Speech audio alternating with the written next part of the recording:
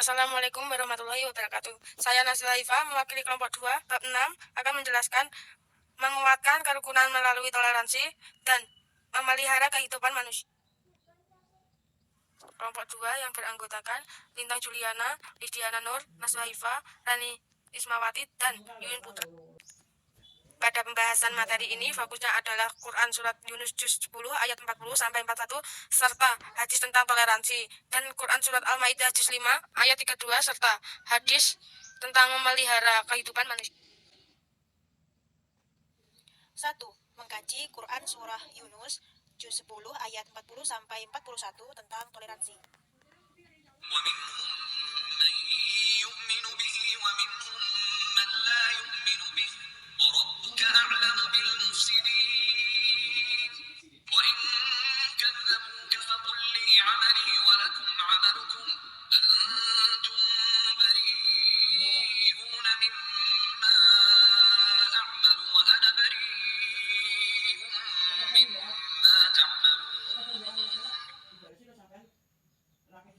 Menerjemahkan Quran Surah Yunus Juz 10 ayat 40-41.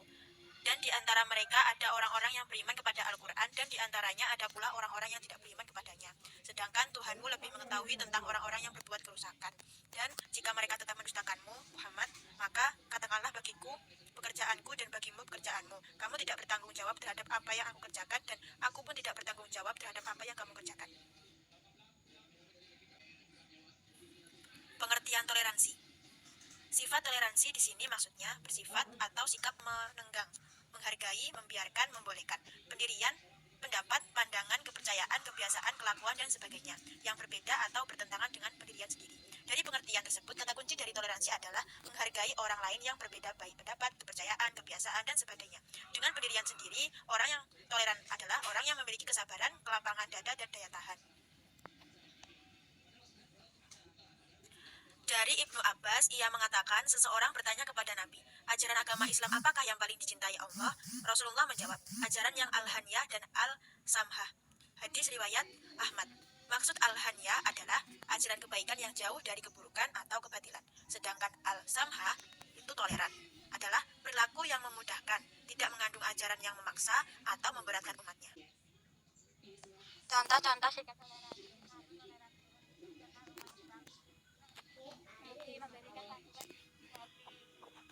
Bagi sahabat yang akan menjadi imam bahwa hendaknya para imam meringankan salatnya, tidak memanjangkan salat karena kondisi para makmum berbeda-beda. Ada yang lemah seperti orang yang telah tua, sedang sakit, mempunyai kondisi fisik yang berbeda dari orang pada umumnya, ataupun orang yang sedang mempunyai hajat kebutuhan lain berbeda. Ketika seseorang melaksanakan sholat secara munfarid tidak berjamaah, maka Nabi menyampaikan dalam hadis lainnya, seseorang dipersilakan memanjangkan salat yang sesuai dia. 2. Toleransi antar umat beragama. Adapun tuntunan agama tentang toleransi antar umat beragama dapat ditemukan Quran Surat Al-Mumtahanan ayat 8 berikut ini. Allah tidak melarang kami berbuat baik dan berlaku adil terhadap orang yang tidak memerangimu dalam urusan agama dan tidak mengusir kamu dari kampung halamanmu. Sesungguhnya Allah mencintai orang-orang yang adil. Quran Surat Al-Mumtahanan ayat 60 Juz 8. Dengan demikian dalam hubungan sosial, seorang muslim juga dapat menjalin hubungan baik dengan orang non-muslim. Dalam ayat ini mengajarkan agar umat muslim dapat berbuat baik dengan memberikan keadilan kepada mereka. Inilah tuntunan yang dianjurkan Al-Quran dalam kaitannya membangun toleransi, saling menghargai antar umat beragama dalam kehidupan sosial bermasyarakat.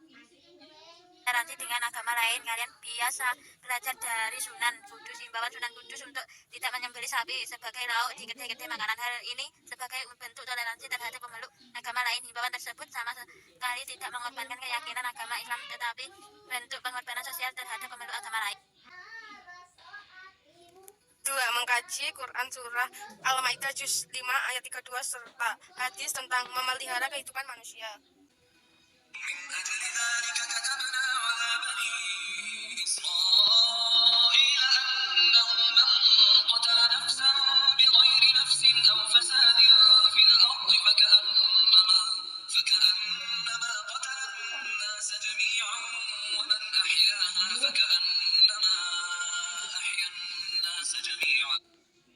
Menerjemahkan Quran Surat Al-Maidah Juz 5 ayat 32. Di bawah ini ada terjemah lengkap Quran Surat Al-Maidah Juz 5 ayat 32.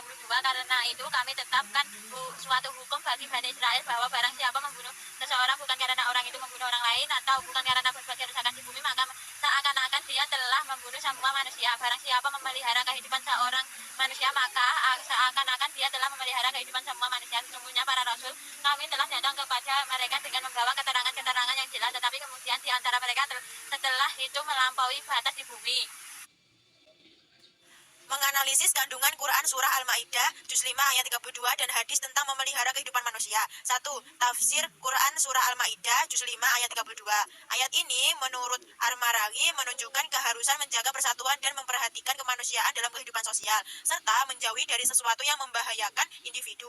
Merusak kehormatan individu sama dengan merusak kehormatan seluruh individu atau masyarakat. Sebaiknya menjaga hak individu berarti sama dengan menjaga hak seluruh individu atau masyarakat. Bahkan dalam Al-Quran banyak dijumpai petunjuk yang mengajak kepada persatuan umat dan saling menjaga. Inilah landasan para umat terdahulu hingga sekarang. Secara singkat, larangan tersebut adalah membunuh orang lain tanpa alasan yang dibenarkan agama dan membuat kerusakan di bumi. Keduanya sangat penting dalam mewujudkan persatuan dan jaminan keamanan dalam kehidupan bermasyarakat. Bagi seorang muslim tidak hanya diwajibkan menjaga nyawa sama muslim, tetapi juga menjaga nyawa orang non-muslim yang tidak memerangi umat muslim atau orang non-muslim yang hidup damai dalam sebuah negara. Hadis yang terkait dengan menjaga kehidupan manusia. Yang menarik lagi dalam agama Islam adalah suatu perbuatan yang memberikan isyarat mengancam kepada saudaranya, termasuk perbuatan yang dilarang sebagaimana hadis Nabi Muhammad SAW dari Abu Hurairah. Ia berkata, Rasulullah SAW bersabda, barang siapa yang memberikan isyarat mengacungkan senjata tajam kepada saudaranya, maka sungguh para malaikat melaknatnya meskipun saudaranya itu saudara kandung, sebapak, seibu. Hadis riwayat Muslim. Dari hadis di atas menjelaskan sangat berharganya kehormatan seseorang muslim sehingga dilarang keras untuk menakut-nakuti dan membawa suatu apapun yang akan menyakiti dan menggunakan orang lain. Kemudian bagi orang yang menumpahkan darah dalam hadis Nabi Muhammad SAW ditegaskan nanti di akhirat dia termasuk orang yang berbangkrut meskipun dia dalam hidup di dunia rajin salat, puasa dan sekian dari kelompok kami. Jika ada salah kurangnya kami mohon maaf.